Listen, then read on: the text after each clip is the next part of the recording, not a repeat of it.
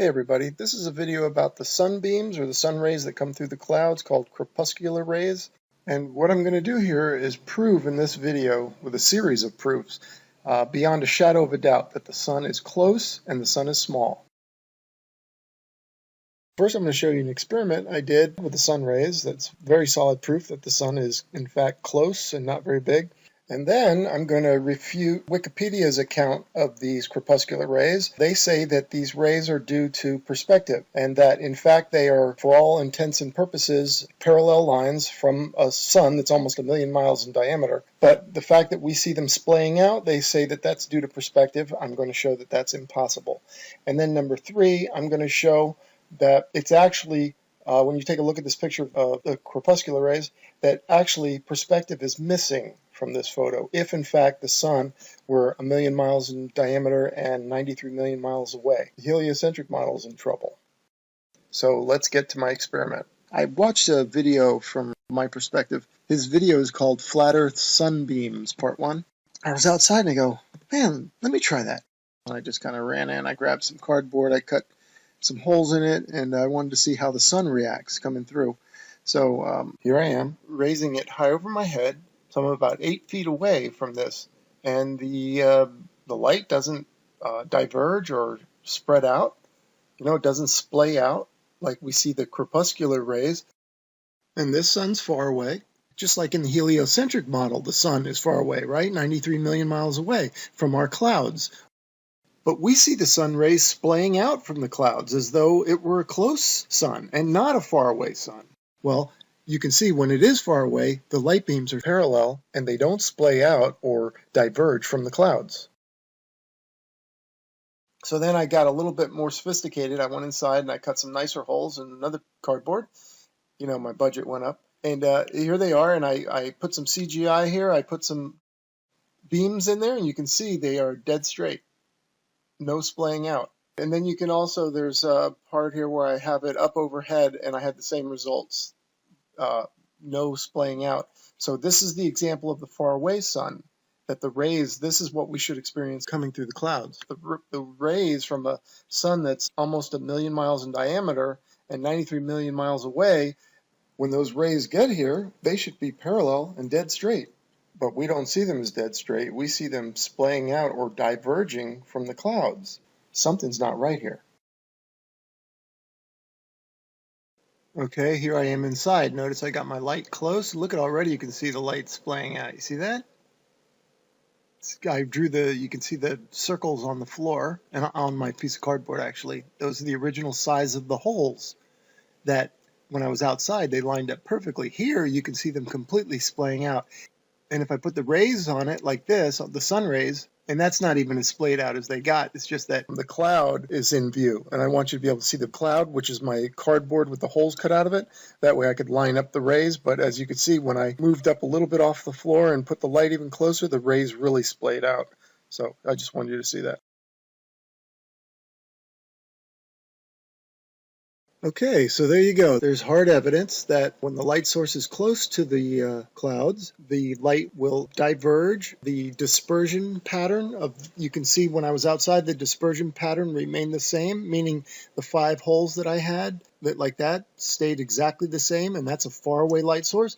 But when the light source was close, they splay out. That definitely supports the flat Earth model of a small, close sun. Okay, let's analyze this claim that science makes and Wikipedia makes that the crepuscular rays are due to perspective, that they're actually very close to parallel lines. For all intents and purposes, they are parallel coming from a sun that's almost 1,000,000 miles in diameter, but we don't see them parallel coming through the clouds. Those crepuscular rays are angled outward. They splay out. They're diverging from the clouds. And Wikipedia is saying that that's due to perspective. Okay, and Wikipedia also uses railroad tracks like these. And they say, see how these converge at your horizon, or they diverge from the perspective of the sun outward? And they're saying that that's what's going on here. Okay, so we need a quick little review of perspective. Notice in this long hallway, All parallel lines and planes angle to the eye level or the eye position of the observer. Notice that the side walls angle in, those are parallel lines to one another, and the ceiling and the floor are also parallel, but notice how they angle toward each other and they come to your eye level. All right, you have an X, Y, and Z axis. So the railroad tracks would fit your Z axis. That's going away from you, and those lines, yes, they converge. But the sun, and especially when the sun's overhead, would be bombarding us with huge vertical parallel lines, or rays, parallel rays. Yet we don't see any of that ever. So what I'm going to show you here is that this claim that these crepuscular rays is due to perspective is not true. It's impossible, because perspective will not converge or diverge or splay out lines or planes that are parallel to one another that are perpendicular to the viewer or his z-axis.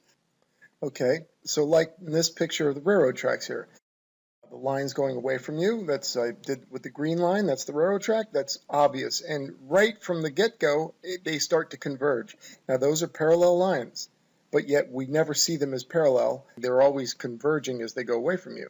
Now the black poles that I have going down the side of the railroad tracks are also parallel lines to one another. But notice that they stay parallel. They don't lose their parallel orientation. They may get shorter and they get smaller, that's true. They do have a sort of a convergence, but they don't change their parallel orientation, these vertical lines, because they're perpendicular to you. Now, this is why invoking perspective to explain the crepuscular rays doesn't work, because perspective does not splay out these vertical lines, yet whenever the sun is overhead, we should see vertical parallel rays everywhere, and yet we don't see them. So perspective as an explanation for this is invalid. You know, what we see is the rays emanating from this omnidirectional sun. The rays fit the size of the sun, and the angles of the rays off the sun also fit the size of the sun and the shape of the sun. But they shouldn't fit the size of the sun if the sun is in fact almost 1 million miles in diameter and 93 million miles away. The rays should be huge and the sun small. So that's telling us that the sun is in fact close. Okay, and let's go back to what Wikipedia said. Wikipedia says that the rays from the sun are in fact parallel lines, but we don't see them that way because of perspective. Perspective splays them out.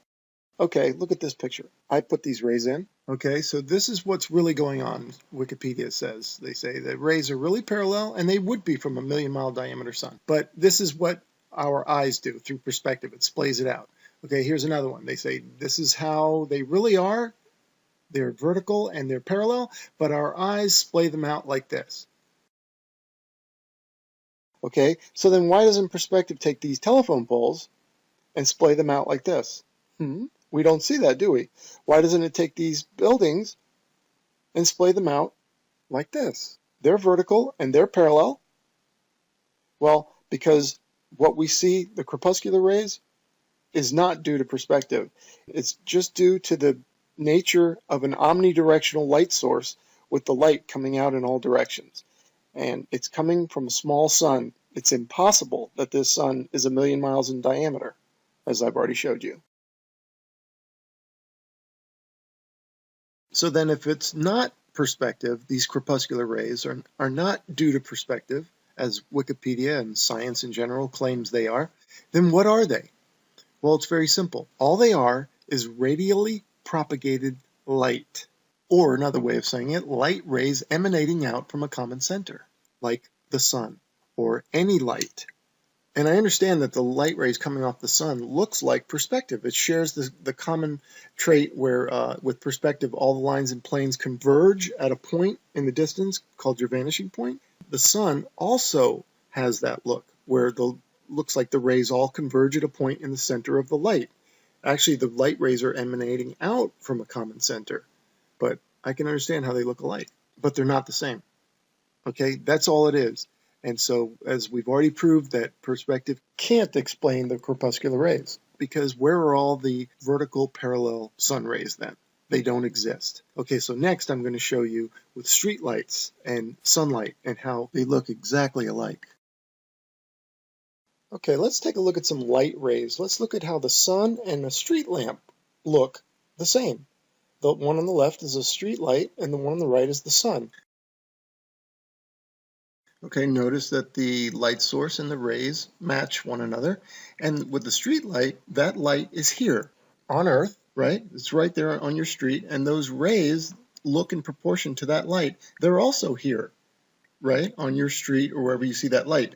The sun, they're telling us, is actually far away, but the light rays are close. Like when we see these crepuscular rays coming through the clouds.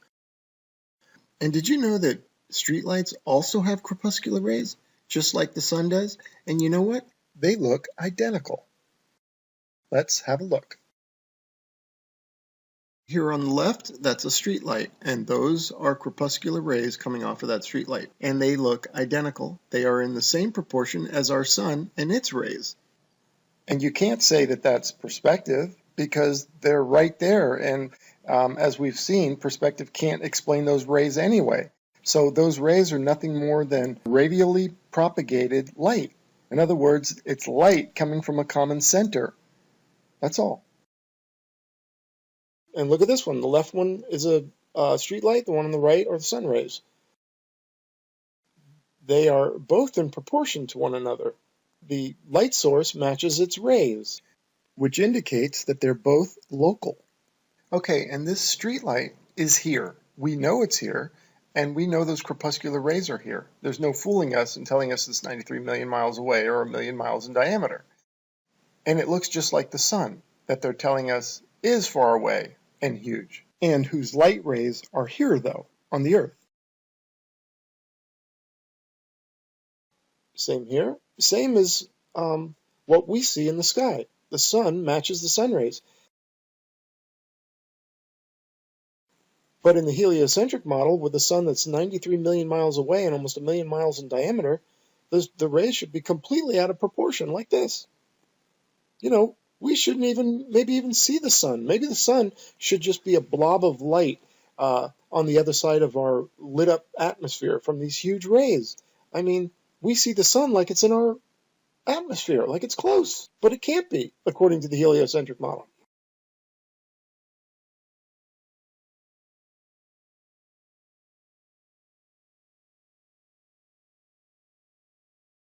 And next, I want to show you how, in this photo, perspective is actually missing. And what's ironic is the very linear perspective that they tried to invoke to explain this photo is actually missing from this photo for the heliocentric model to be true.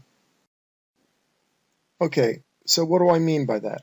Well, I mean they invoked perspective to describe or explain these crepuscular rays, the fact that they're splaying out from the clouds, because they had to invoke perspective or something because this picture doesn't work for the heliocentric model. This picture of these crepuscular rays is a problem for their model because the sun is supposed to be a million miles in diameter. But the problem is they've invoked perspective, but perspective doesn't work because, as I've already showed you, it doesn't explain the parallel vertical lines that we should see all over the place. Perspective will not splay those out, right?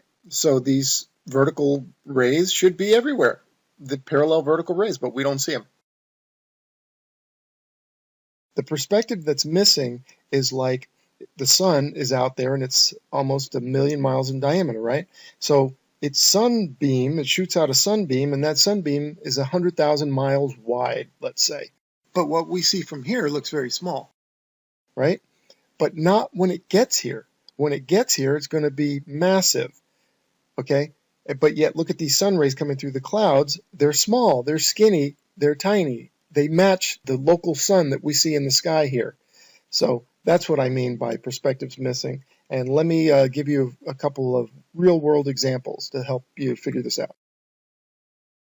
Okay, now imagine you're at a football game, an American football game, and you can see the player, the quarterback, down on the field, and he's as big as a peanut, okay, on the field, even smaller. Okay, and the football is the size of a short grain of rice. And he's got this great arm, and he turns around and he throws that ball up to you in the stands, and he can throw it all the way to you. Now, I got a question for you. When the ball gets to you, is it going to be the size of a grain of rice, or is it going to be the size of a regulation football? Well, it's going to be the size of a regulation football, right? But that's not what we see in this picture with the sun rays. Those sun rays fit the size of the sun. And now let's take a look at this soccer player. All right, for those of you who don't know American football, there, he kicks it, he's far away, and the ball gets to you, it's going to be the size of a soccer ball, right? This is proper perspective. This is the perspective we're not seeing when we look at the sun. The sun that we see in the sky is close. Okay, here's a train leaving a station far away down the tracks. Also analogous to the rays leaving the million-mile diameter sun. Okay, the rays would be massive just like the train is massive compared to that little train station. Right? That's proper perspective. Now look at these shafts of light coming from the sun, the rays. The sun on the right here, each of its rays that you see coming off the sun would be about 100,000 miles wide.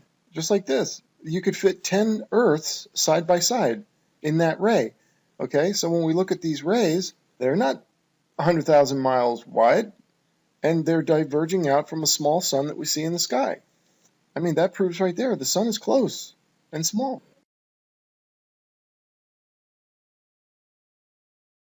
Now, I know somebody's going to seize upon this and say, hey, wait a minute, but we don't see perspective with the sun traveling over the flat Earth. We should see it shrink to a dot and disappear. We don't see that. Well, I was going to save this for another video, and I maybe still will, but let me introduce to you celestial perspective. It's different than regular perspective that we're used to every day. Regular perspective, we see a train on the tracks, and as it goes away from you, it gets smaller and smaller and smaller until it disappears. But the sun, on the other hand, is different because the sun, when it's quote-unquote next to you, is high overhead and has already experienced a reduction in size. Now, as it goes away from you, it follows the convergence lines down to your horizon, essentially keeping its same distance from you. So the two movements offset each other. The sun moving away from you, and then the visually lowering as it follows the convergence lines down to your eye level horizon. Also, the sun is too big to shrink to a dot anyway, right? It's going to go below the observer's horizon before that happens. Now note this about the convergence lines. Notice that on this wall of lines, the higher up they get, the more steep they get. They orient themselves away from the horizontal and more to the vertical. So the train on the tracks, as that goes away from you, it's right on your eye level. It's actually on your z-axis. Here's a picture of the z-axis, x-axis, and y-axis. It's on your z-axis, so all you can see is the train get smaller and smaller and smaller. You can't see any movement laterally or vertically out of that plane. But the sun is different because the sun, even though it's cruising over the Earth parallel to the ground, it's on a much higher plane. So when it's overhead, it's already had a visual reduction in size. So now when it goes away from you and it follows those convergence lines down, it'll appear to be the same size because the going away and the lowering kind of offset each other. And same as this train. If you put this train high up overhead, that will cause it to already have a visual reduction in size also. So now when it goes away from you, it too will maintain its size. Kind of like if you're flying a kite, right? And you have the kite and it's a mile overhead, well, it'll appear a certain size, right? But let's say it takes a nosedive, but the string stays taut, so it goes all the way to the ground. Now it's a mile further down the road from you, but it's still the same size visually, right? So that's kind of how this works too. So let's recap. In my experiment, I showed that when the sun is close, the rays splay out, but when the sun is far, the rays are straight parallel beams. Yet, this is what they show us, this picture of crepuscular rays, and say that that's a faraway sun. Then I showed you how perspective can't explain what we see because it doesn't splay out things like these poles or these buildings. And then I showed how the sun mimics perspective. It has the same look. The light rays radially propagate outward, or they radiate out from a common center. And that's what we're seeing with the sun. It's not perspective. And then I showed how the streetlights, the crepuscular streetlights, match the sun. The same crepuscular rays from the sun and from the streetlights, and they look identical. Both local light sources and local rays. Then I showed you celestial perspective, and that's different from regular perspective, like the train going down the tracks that's on your same plane as your eyes, and as that goes away, it can only shrink. It gets smaller and smaller. But the sun is high up overhead, so it's vertically already had a visual reduction in size. So as it goes down to your eye level horizon, it'll maintain its same size. Okay, and that wraps up celestial perspective, and that wraps up this presentation. I believe we made a strong case. A lot of evidence here, if not complete proof. And thank you so much for watching. There's only one thing left to do. Let's kick the ball out of here. Take care.